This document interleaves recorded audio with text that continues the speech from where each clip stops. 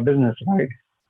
So clearly other industries, whether it's auto, whether it's FMCG, whether it's CDG, FMEG, all other industries really have to start working on it. And I still believe it's at a nascent stage for those industries in that sense. So yeah, I think that's what I've seen happening. Correct. I do agree it is nascent for India. Hence, maybe it'll be good for G-Man to share with us a perspective from a more developed marketing context, developed markets context. In terms of G-Man, how effectively have developed markets embraced first-party data strategy? Are there any, sort of areas which you can call out, which can be useful for us to learn from it as use cases and, can probably help expedite the process? Yeah, thanks for this. See, I just want to put some terminologies in use for this discussion. Okay, so whoever is not your customer is a potential prospect. Okay, so what happens today is in a world beyond cookies, prospecting is going to be very difficult. We were using cookies as surrogates for potential prospects. So there's going to be a world for the next 18 months, which is going to struggle to find out what to do. But for the world after cookies, we can call it as a BC and before cookies and after cookies, that is Jan 2022. The world after cookies will have only two types of people, customers and prospects, which essentially means that somebody's customer is somebody else's prospect. That's the way the world is going to settle down to. So if we have to prospect or talk to someone who is not our customer, I have to buy it from somebody else, or I have to partner or collaborate with somebody else whose customer data will eventually become my prospect data. It could be publishers, it could be any other brand owners, it could be partners, it could be walled gardens. But I think it is, for simplicity, it is good to see these segments as customer data and prospecting data. And what Ravi talked about sometime earlier, I think the industry, wherever we can collect customer data, CDPs have done a good job. And CDPs are now the holy grail, so to speak, to say that I have, at least in some form, I'm trying to assemble everything together. I can do some mining, I can do some analytics and do something with it. But in the emerging markets, wherever they have tried to integrate CDP with prospecting, they have always failed. I think that is where the world is now trying to find a way to say, can I connect Martech with AdTech? Because Martech was predominantly customer data management and AdTech was prospecting. I buy profiles, I do some partnership with a demand side platform, I do a deal with an SSP, I go to a publisher, I start prospecting consumers. So this customer data platform linking with prospecting consumers is the broken link today. I think that's where everybody is now trying to run towards, primarily because Google said, hey, I'm giving you 18 months time. Had he not said it, people will be very comfortable where we are today. I will try to do it in a slow manner. But in my view, we have an 18-month window for whatever we can do. And probably companies like where Ravi is will have a very good head start, because they have a customer confederation of people and they can create a federation to talk to each other. CPGs will struggle because most of the CPG clients I speak to, they say, hey, G-Man, I don't even know first-party data. I've run so many CPs, but I have not recorded any of them anywhere. People do a lot of consumer promotions, but they struggle to maintain it. So perhaps if I would look at it from a distance of where I was in India and where I am today, some of the FMCGs are having a good ambition to say, I want to have million users to know in my country, or at least start somewhere to say, can I collect my customers even though they are a toothpaste consumer? Can I know who he is? So the struggle today is, I see, is there are different countries in different stages of evolution, but the challenge is to connect customer data platforms with prospecting technology. And I think we have 18 months to close the divide. Right. No, I think that's very well summarized. And, you've begun to embark on something which we definitely are going to bring up for a conversation, the entire marriage of Martech and AdTech, which is like really important. And, we're getting there. And before I do that, to close the module, so we've spoken about the role of a marketer. We've spoken about the importance of first party data, which I'm going to open up even as a poll to the audience to get a view on what they believe about it, and whether they believe the organization does their organization collect first party data, because like Gman put, it's for all, and hence there's no getting away from it. And as I'm getting the results, Yanai, I'm going to move into the Martech conversation, because first party data collection requires a certain environment, a certain ecosystem, and the right kind of Martech stacks to make happen. So as a marketer, what are the kind of building blocks you've used for a robust CDP, and what is it that you think has been working for you? And I will get you to opine along with the poll, where we have the results as well, which does say, well, it's still low, but I'd like you to give an opinion on the poll results. Right. So I think there are two aspects to it.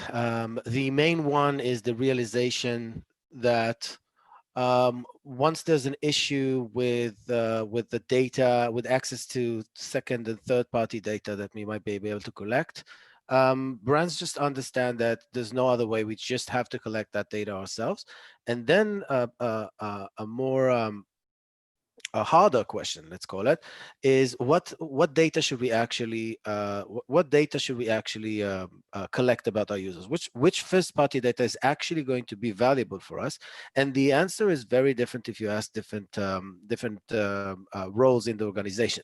So if you give this project, let's say we want to start tracking first party data, please come with a plan, and you give it to a data engineer or a data analyst, etc.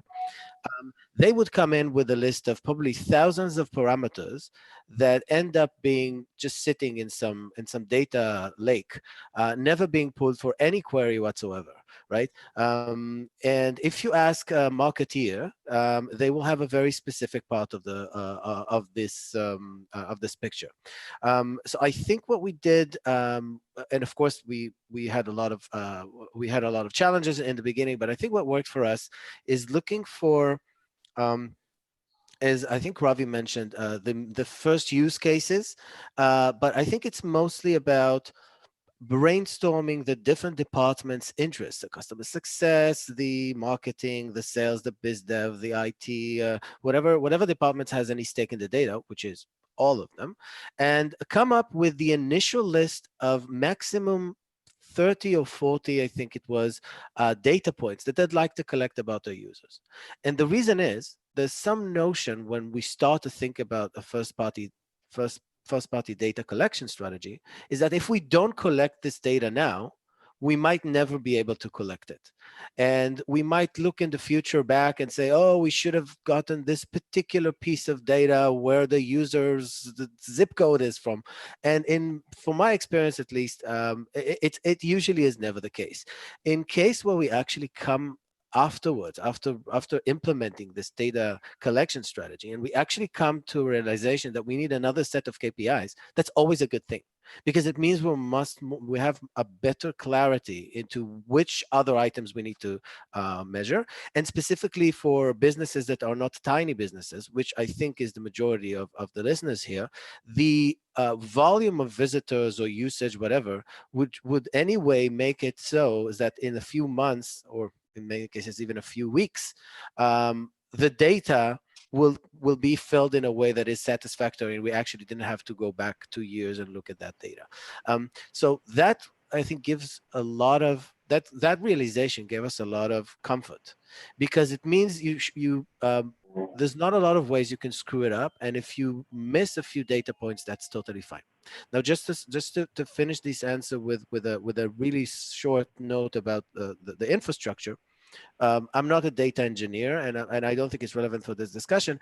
However, conceptually, I think we should think about it as all of this data, all of these data points that of first-party data that we would want to collect, we should have in one data lake, which is one bottom layer where all the data is, anything from any third party, anything that we internally collect. And then on top of that, you might start to stack your Martech, and they should all communicate with the same one, with the same data lake. Otherwise, you have issues where different third-party data have different off-site or even on-site different databases, and you start getting the discrepancies that are so so challenging to deal with once you want to move forward and actually build on top of that. Excellent. I think you brought out two very interesting points. One is, of course, it's not just about collecting first-party data, but it's also about revisiting it on an ongoing basis to see if you're collecting enough and all the parameters needed are there, because you tend to overlook that. And second is, yes, as we move into the Martech conversation, just the fact that whatever Martech stacks you build, you need to build it on top of a common data lake, which is important. And to close this module, whilst the poll results, I must say to the audience, 53% of the 53% of those who voted claim they are collecting first-party data, which is really low in context of the need currently. And I think those who aren't should really get going sooner than later. Yeah. So moving on to the next module, where we are going to talk about Martech. And, Lalit, I'm going to bring you in here. We've spoken a lot about the importance of first-party data, but what's really also necessary is to understand what is the kind of ecosystem that should be enabled and is basically a must-have from a Martech standpoint to do justice to first-party data collection. So I think the first step is basically to get the data into place. I think companies who are not collecting first party data, they have to first start thinking of how do they start collecting that first party data, right?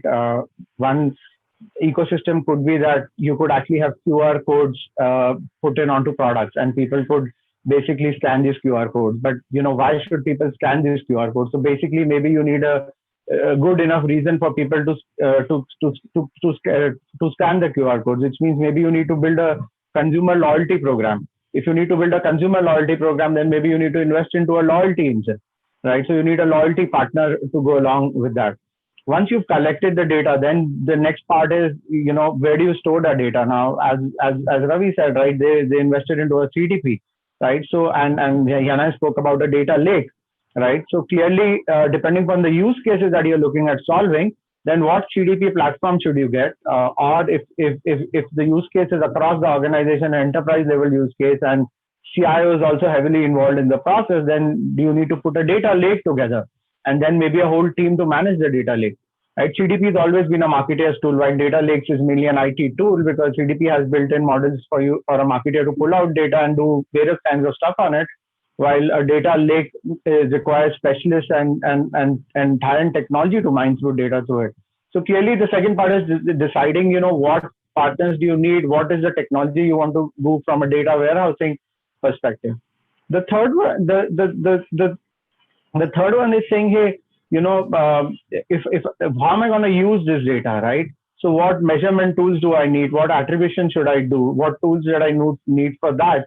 So then you have to figure out measurement. You have to figure out your analytics platform, both mobile, web, all of that, right?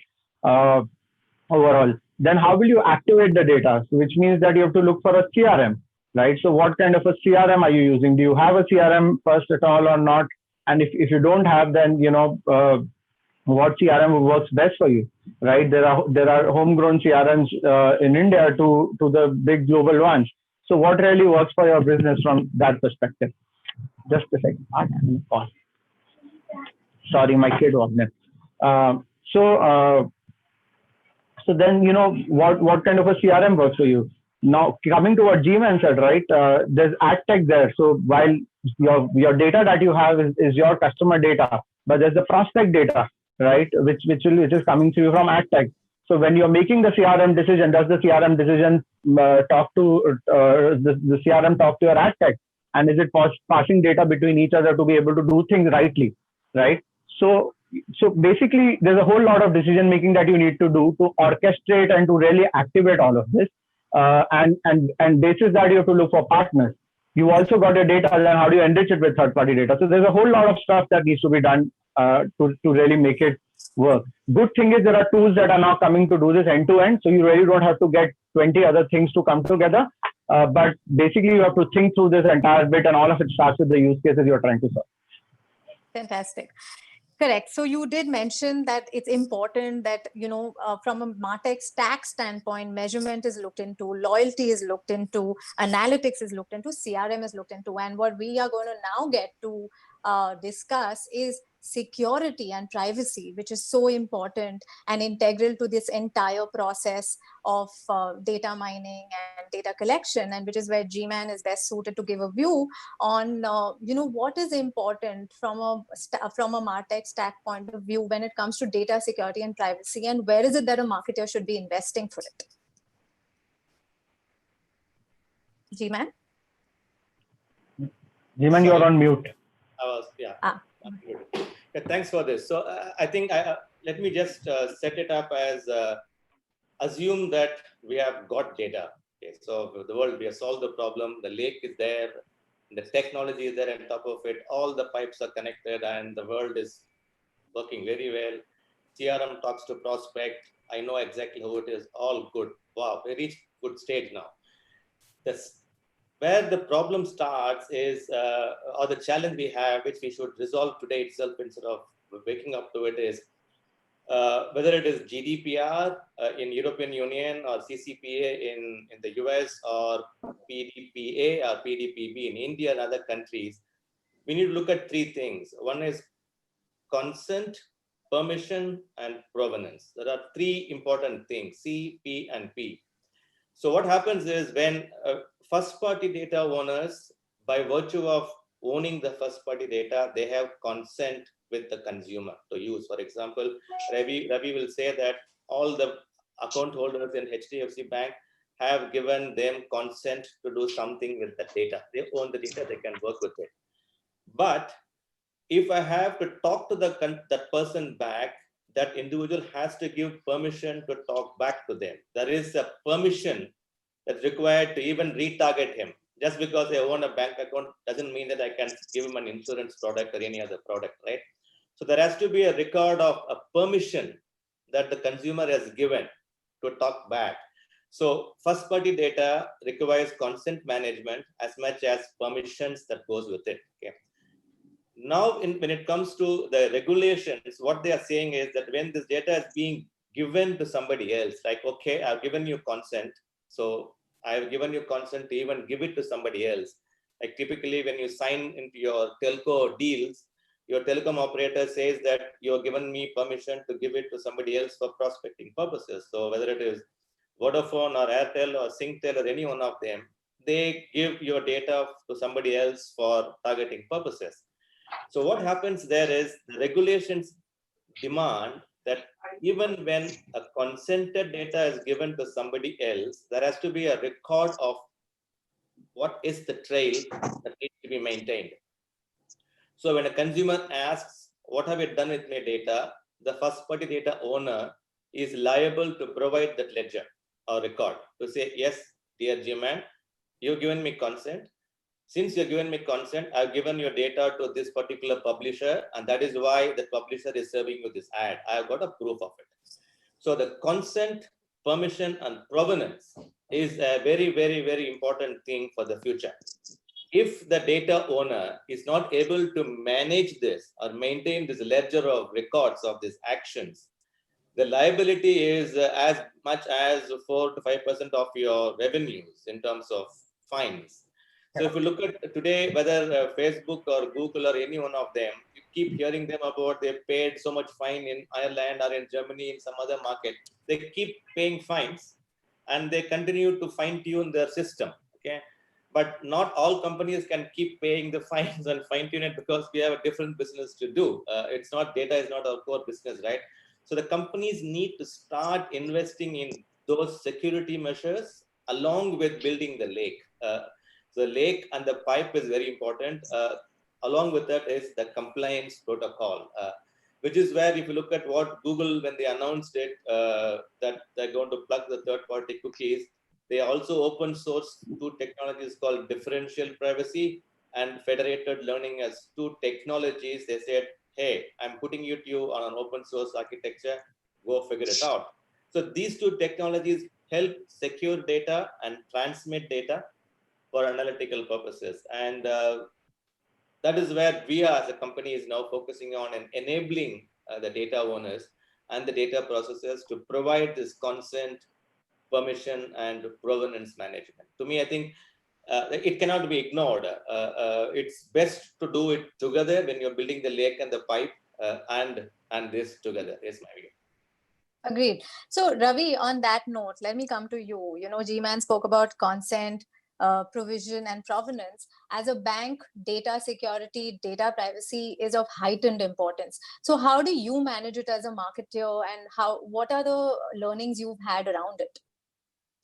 And I think the company is very, very interested in security of everything that we do because we are a bank. So the DNA is there to look at everything before we start.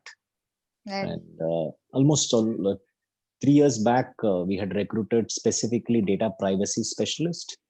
And that has helped us in good stead to understand what GDPR is, because we anyway had operations outside India and we need to be GDPR compliant.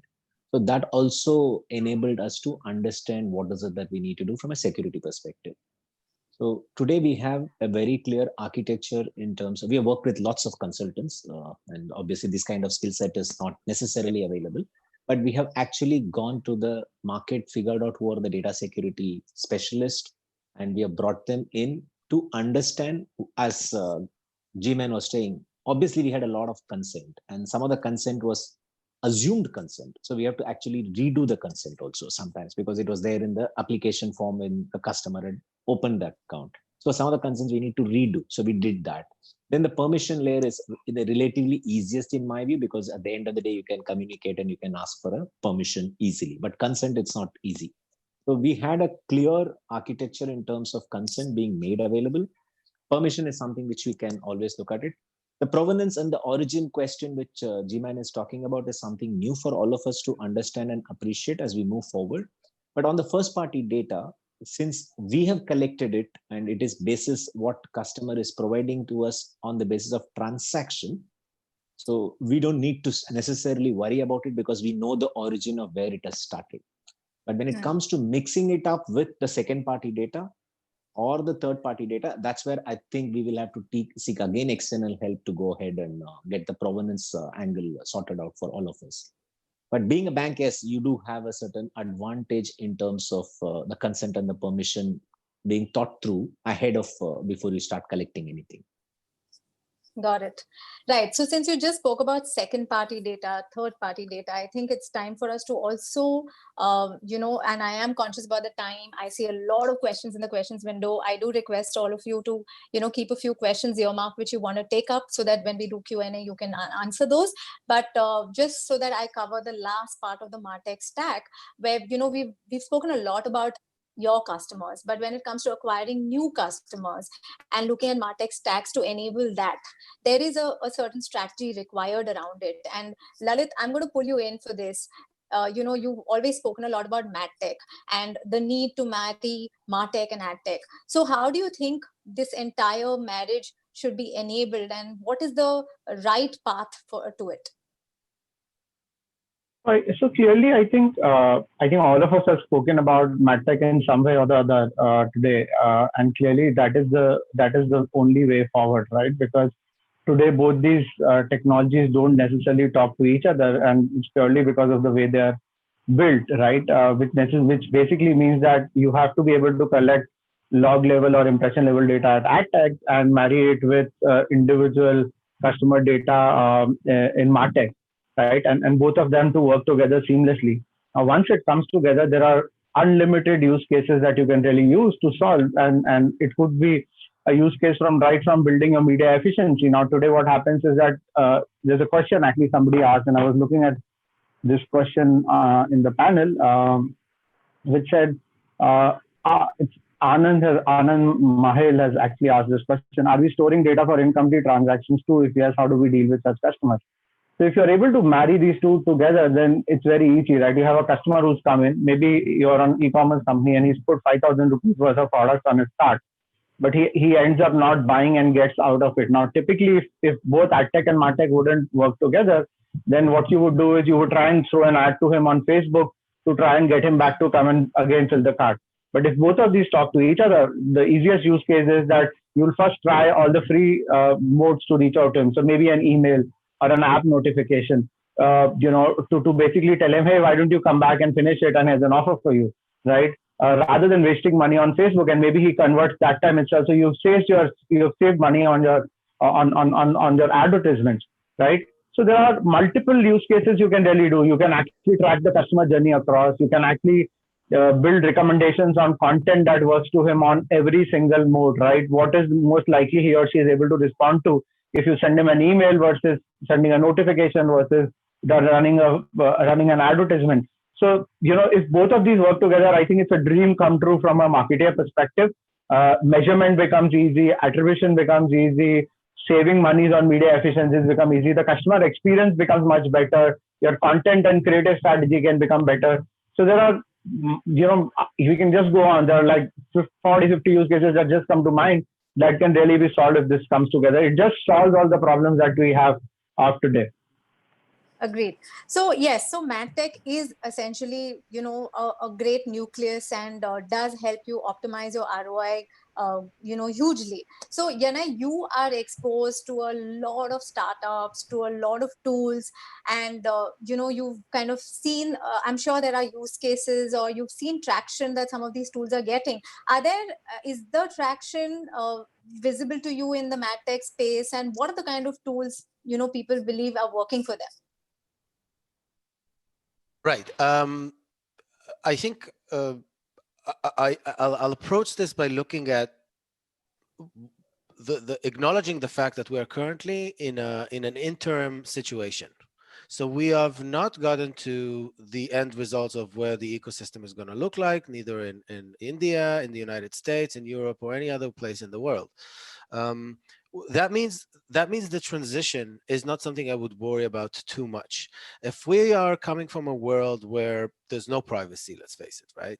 And advertisers for years have collected and traded with people's informations, and there were pros and cons to that. And we are, and the other side of the spectrum is a world, and let's make it the darkest world from a marketing perspective, is a world where you don't know where everybody is. Everybody has ad blockers. Everybody's incognito, and you have no information about your customer. I don't think we'll ever get there.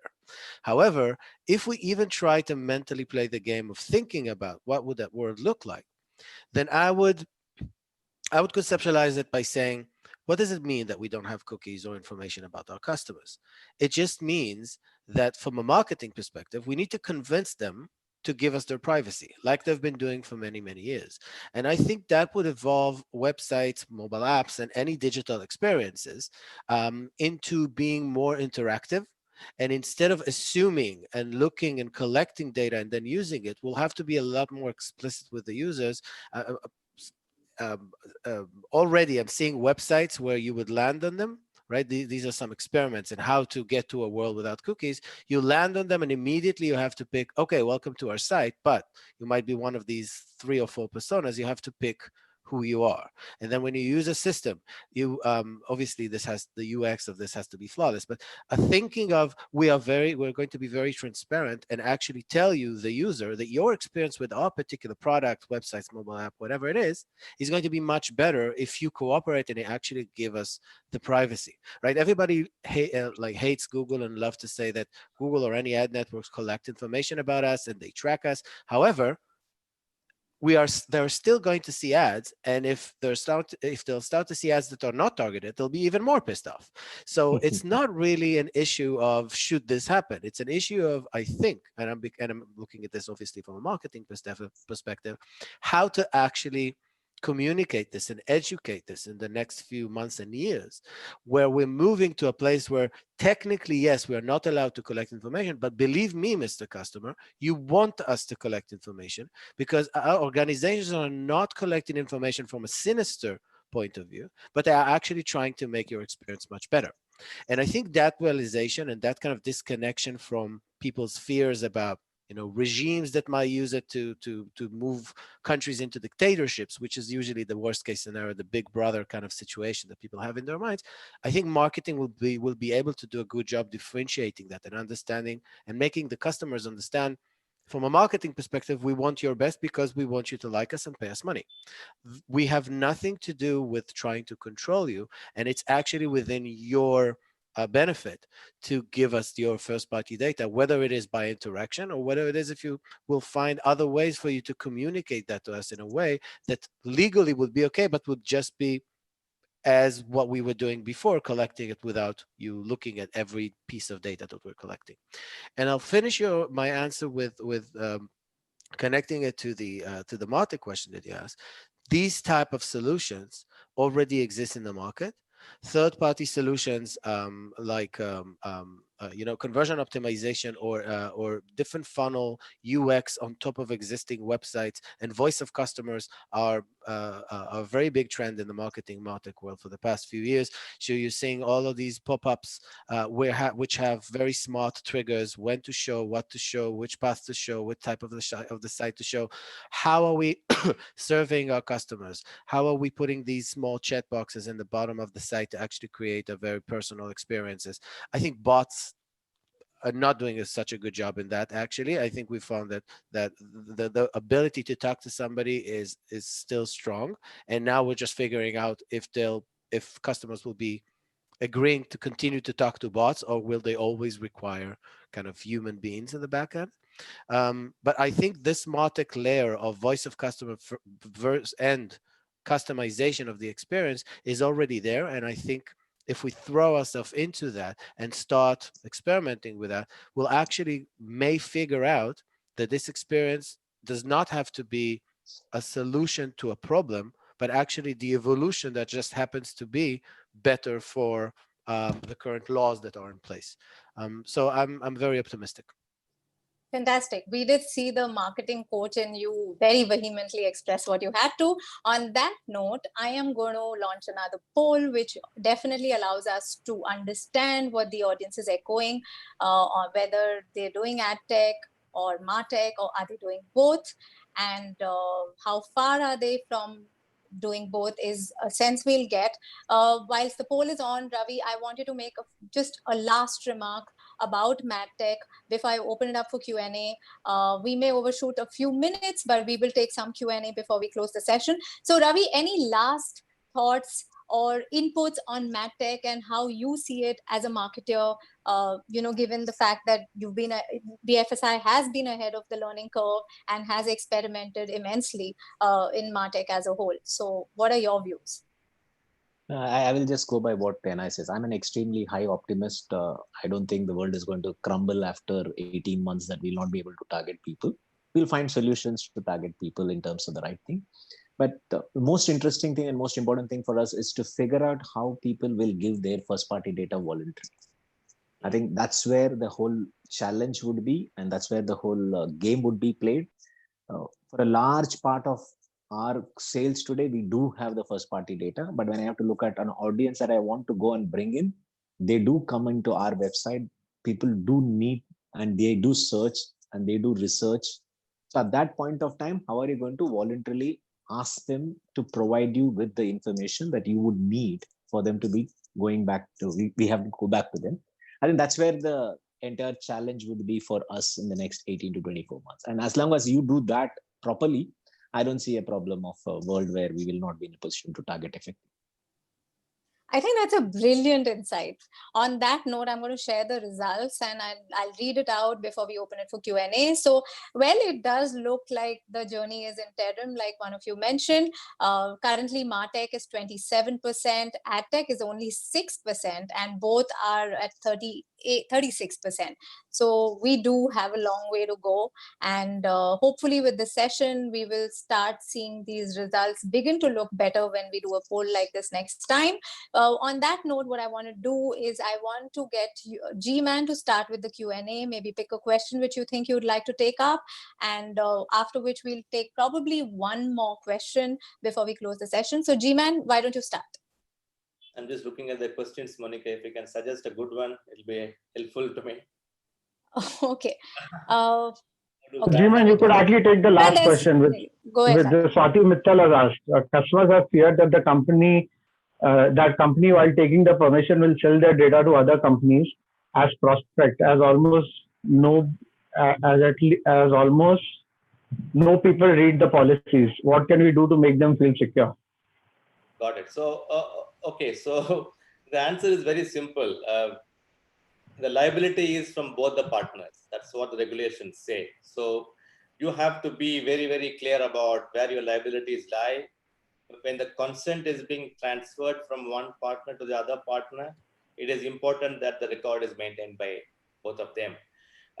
So to answer your question, Swati, will sell their data to other companies as prospect as nobody read the policies. That cannot be an excuse because we have clicked it, which means that we have accepted to it. However, there is also another clause in the guidelines that says that the first party data owner or the data processor must provide a user-friendly, they call it as I would say, dashboard for the purpose of this panel, that the report be produced upon demand. So today, not 8 billion people is going to ask the questions, right? Nobody is going to go and demand somebody to say, show me what you've done with my ad. So people are not ready with it. But when a question is being asked, it is contingent upon the processor to provide the data. So, so for those who are buying these data sets, not the consumer, at least we can do is to ensure that we have the checks and balances with us as a record for proof. Otherwise, yeah, it is not. It's not comfortable for anybody. We have to maintain. Thank you, Jim. Yeah. Sure. Thank you, G-Man. I think what we can do is, Lalit, you can take one more question, but what I do want to tell all the attendees that we will send these questions across to our panelists. We will try and have them addressed for you and email it to you, to your individual email IDs. But Lalit, why don't you take a crack at one more question before I close? There's a question from Pankaj Bhatnagar, which is, how do you see the significance and importance of second-party data in the Indian business context?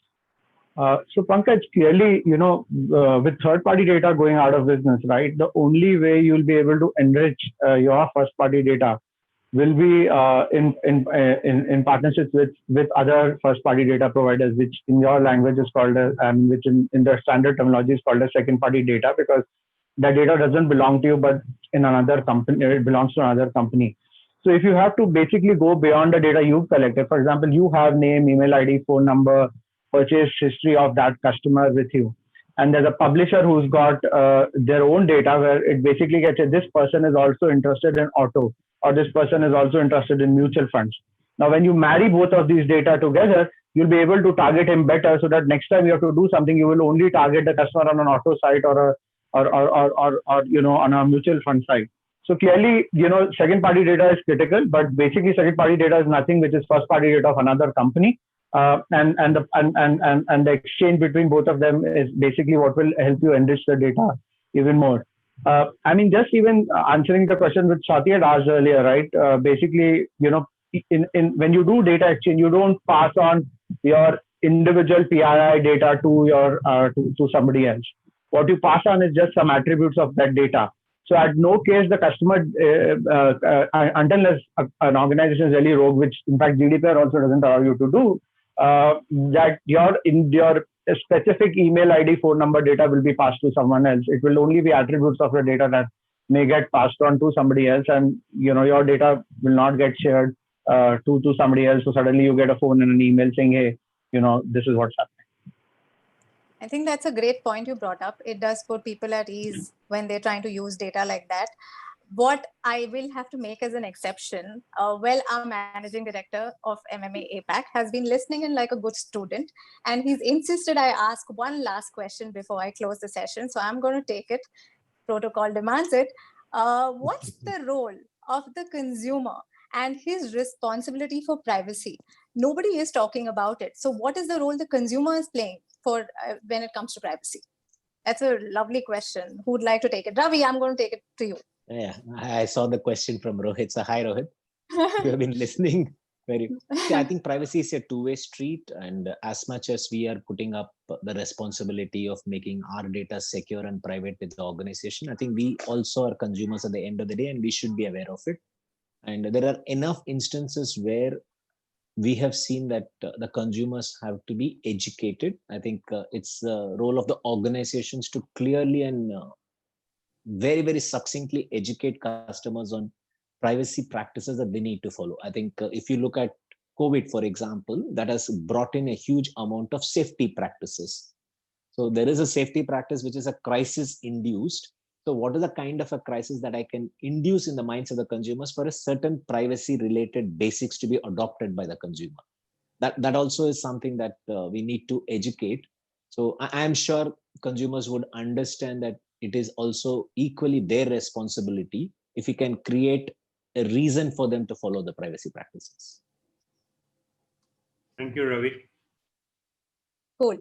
So with that, I hope that the session has provided a holistic perspective. It is a very big conversation, and obviously an hour is not enough to address everything we'd like to when it comes to modern marketing, which is why we are launching this as a series and going to continue sharing more insights, more specific content around modern marketing techniques. So we will keep you posted, and we will send you an email about it as and when we schedule them. What I'm going to do is, since we've had a great and rich conversation, we're running out of time. Instead of a recap, I'm going to leave you guys with this little interesting line I read somewhere, which was by Mark Andreessen. He wrote an article in Wall Street Journal, and he said, an article which was about why software is eating the world. And what he said, that every company needs to become a software company. It's now considered a cliche, which we couldn't agree more with the way we are using Martech, with the way we are talking about technology. It's extremely integral, and the lines between a pure play software company and a non-software company are clearly diffusing. So with that, I'd like to say a very big thank you to our panelists for making time to share some great learnings, great insights, and we bring the webinar to a close. We do have several webinars coming up for the month of June. It's quite a packed calendar you can see on your screen. Do tune in there, where you can seek several valuable insights. As you know, we also do a Friday exclusive, which is called There's No Playbook for This, and where we ensure that we are able to bring in a lot of use cases, a lot of best practices and anecdotal references to help you navigate business better in the new normal. So you must stay tuned in, and you can continue following us on our social media handles. You can subscribe to us on our newsletters and participate in any of the programs that we are running through the year. So stay tuned with us for our journey to shape the future. Thank you, everybody, and have a lovely day. Thank you. Thank you, Monica. Thank you. Thanks, Rohit. Thanks, Ravi. Thanks, Shiman. Thanks, Anand. Thank you. Everyone. Thank you. Thanks, Monica. Bye. Bye.